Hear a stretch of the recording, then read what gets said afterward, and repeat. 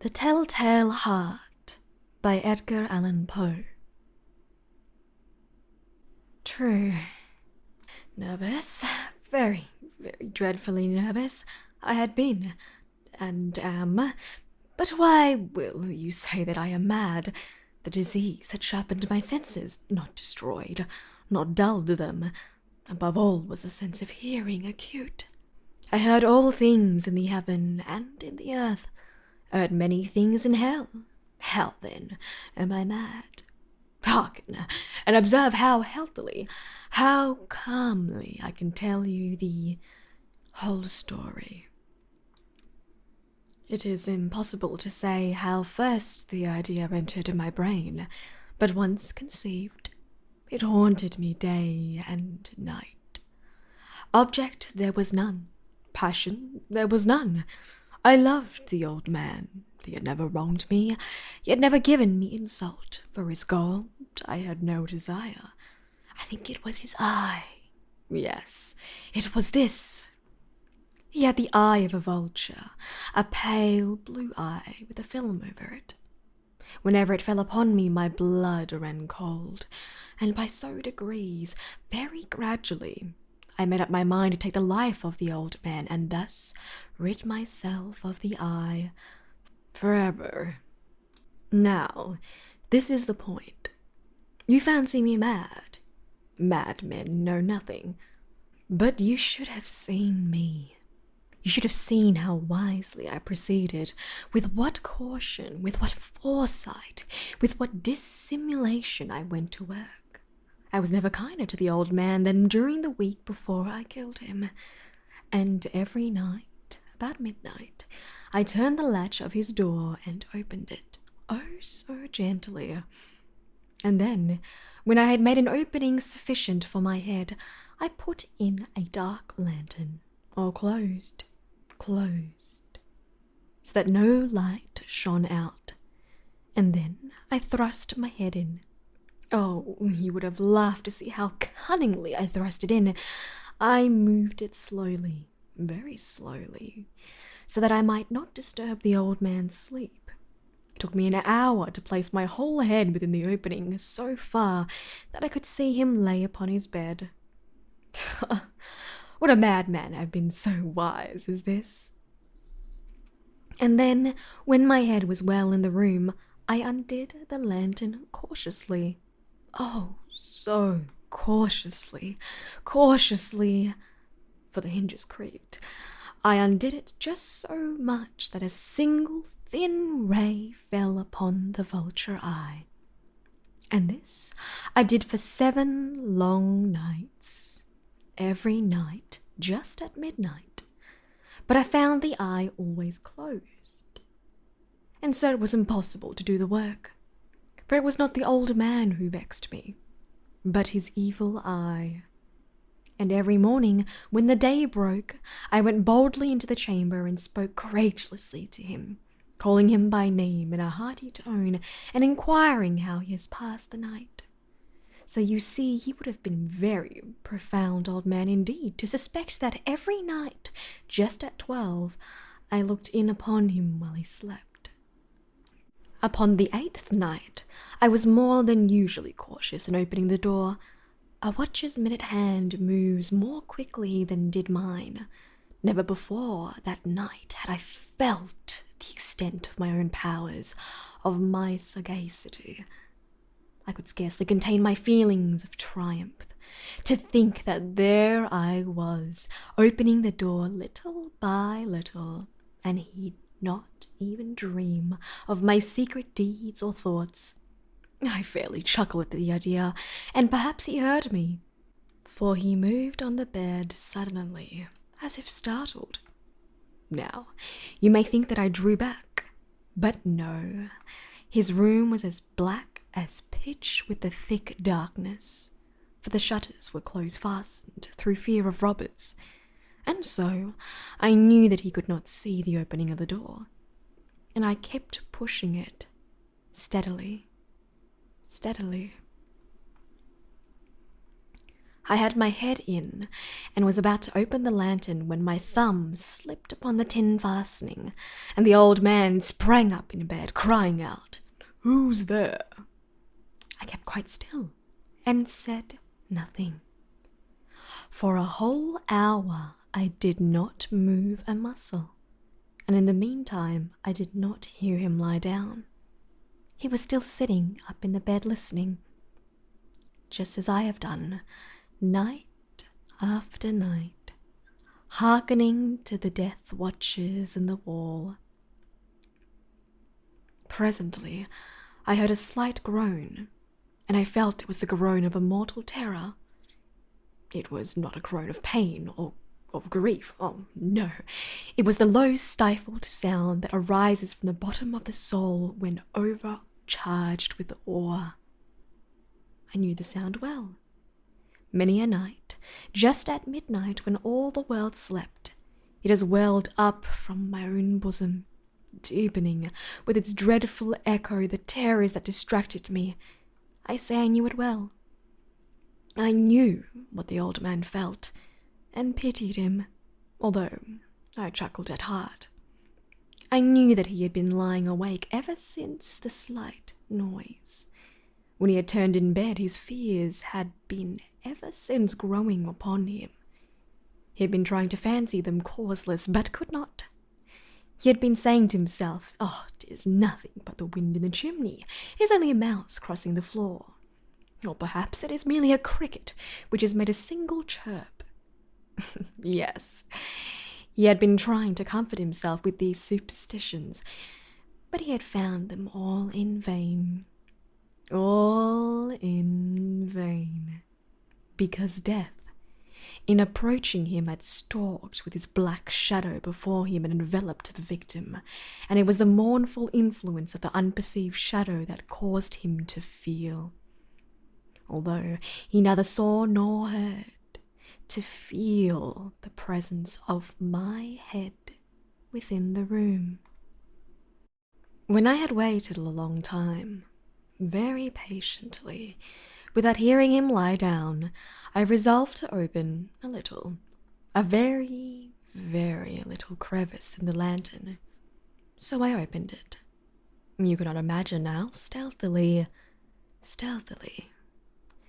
until at length a single dim ray, like the thread of a spider, shot from out the crevice and fell full upon the vulture eye.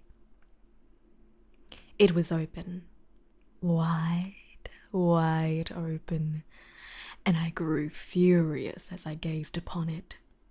I saw it with perfect distinctness, all a dull blue, with a hideous veil over it that chilled the very marrow in my bones.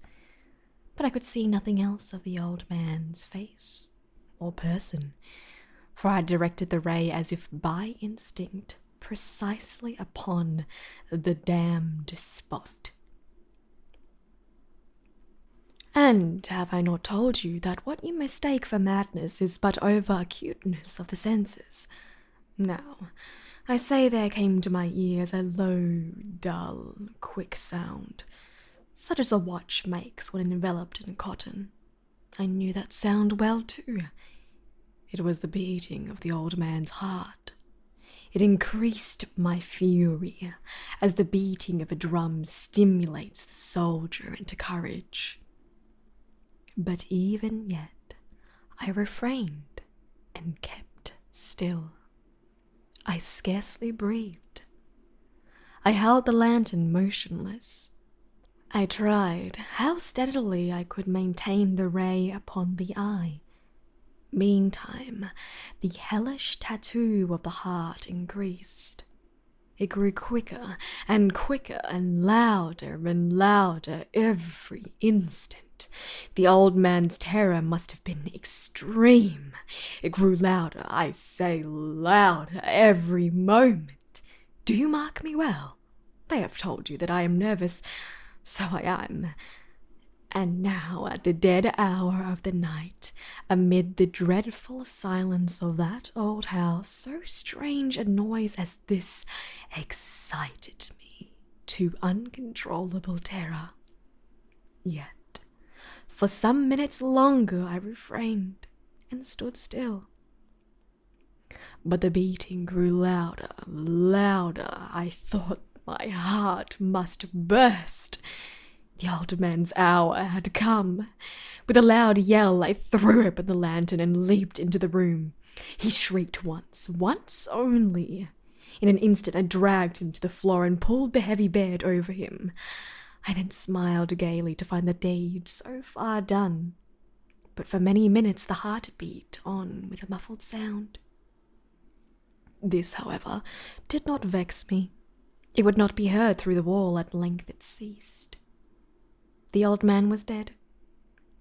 I removed the bed and examined the corpse. Yes, he was stone dead. I placed my hand upon the heart and held it there many minutes. There was no pulsation. He was stone dead. His eye would trouble me no more. If you still think me mad, you will think so no longer when I describe the wise precautions I took for the concealment of the body. The night waned and I worked hastily, but in silence. First of all, I dismembered the corpse.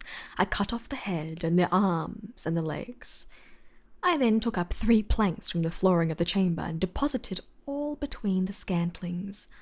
I then replaced the boards so cleverly, so cunningly, that no human eye, not even his, could have detected anything wrong. There was nothing to wash out, no stain of any kind, no blood spot whatsoever.